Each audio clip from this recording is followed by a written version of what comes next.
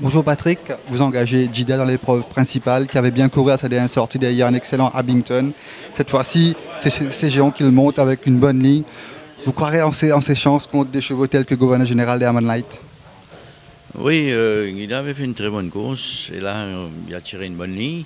Mais là-dedans, il y a quand même Gouverneur Général qui a été très très impressionnant sa dernière sortie. Et il y a Diamond Light qu'il faut respecter. Mais on espère être dans le TSC quand même. Par rapport au training qu'il a fait cette semaine, vous êtes tapé dans l'œil. Et comment se porte le cheval justement? Oui, le cheval est très bien. Regardez sa condition de sa première sortie. Euh, mais le lot est quand même fort, mais on espère quand même avec cette bonne ligne-là qu'il fasse il répète sa course de la dernière fois. Mais je dois dire qu'il faut vraiment respecter ces deux autres chevaux-là. Aussi, Fort Noble qui avait bien couru à sa dernière sortie, cette fois-ci aussi une bonne ligne hein, avec débit en selle. Le assez moyen, on va dire. Comment vous voyez ses chances? Ben, Fort Noble, comme tout le monde le sait, n'a toujours pas gagné une course à Maurice et il fait toujours des bonnes courses. Et on est toujours ce genre de cheval que on pense toujours, s'il a couru un 1400 mètres, on dit bon, la prochaine fois 1500 ce sera meilleur. Ou si c'est le contraire, on dit non, il faudra roussir. Sinon, la ligne, mais il fait toujours des bonnes courses, mais il n'arrive toujours pas à passer le but. Il ne faut pas oublier qu'il a été battu par Sherwani, son rating était 1. Donc, c'est un cheval dans ce lot-là. Il va être toujours là, mais c'est un gros point d'interrogation encore.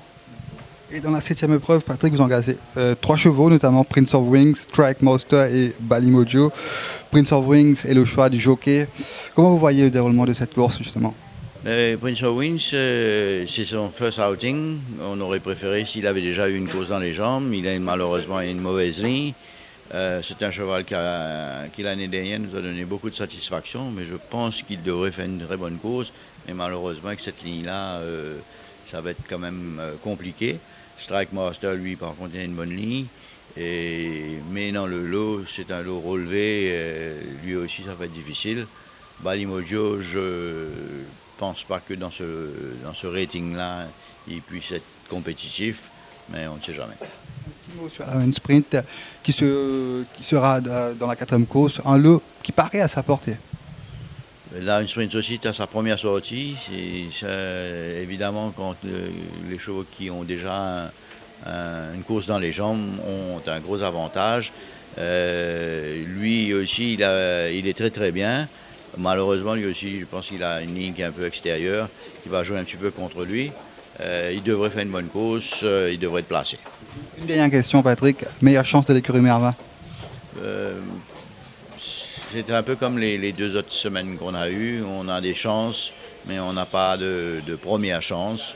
Donc peut-être qu'il vaut mieux suivre l'écurie Merva placé cette semaine-ci.